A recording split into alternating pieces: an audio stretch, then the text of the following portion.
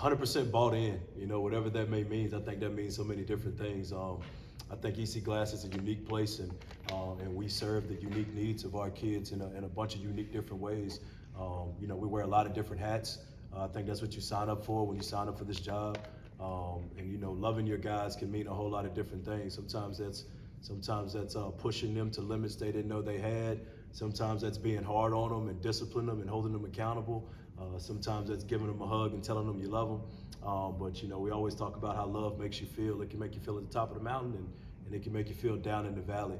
But we try to give our guys as much love as possible, and that means a whole lot of different things. I think one of the things that we've learned is that you gotta keep your guys having fun.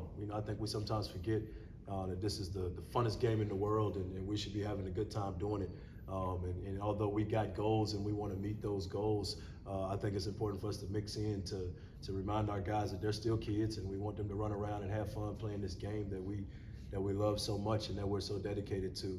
And I think it's easy to kind of get wrapped up in the right now of things and forgetting the time spent and how important it is. So I think we've done some fun things over the off season, some things that have nothing to do with football, going hiking and taking guys out, spending time doing things outside of our normal weight room and practice time. And I think those bonds are only gonna make us play harder for each other and make this thing mean more than what it already does. He takes command of things. He can run the ball. He can throw it. He knows how to make smart reads, and he's a team player.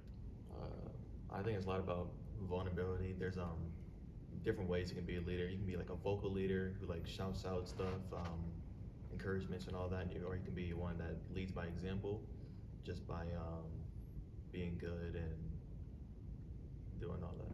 Leadership means taking accountability on one another. Even like sometimes when it might look like in a derogatory way, but it's actually not.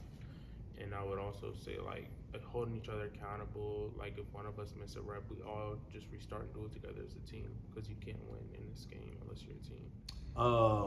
It's a wanted stress. I think that I don't know any coach that wouldn't want a job that comes with high expectations. And if your place doesn't have high expectations, you're trying to get it there, I'm sure. So obviously, we set the standard for ourselves very high. I think we show that every year with the schedule that we play and the teams that we schedule. We want to play the best teams, and we know that that's going to prepare us and kind of thicken our skin up as much as possible for when it matters most.